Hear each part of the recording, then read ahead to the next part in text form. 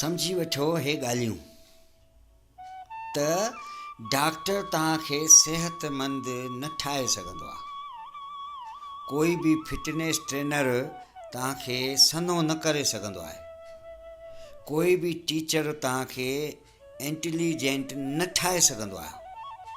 कोई गुरु तव्हांखे कामयाबी न ॾियारे सघंदो आहे। कोई बि अमीर तव्हांखे अमीर न बणाए सघंदो आहे। कोई कोच तव्हांजी बॉडीअ खे बि न बणाए सघंदो आहे। सभु सलाह ॾेई सघंदा आहिनि, महिनत ख़ुदि करणी थींदी आहे।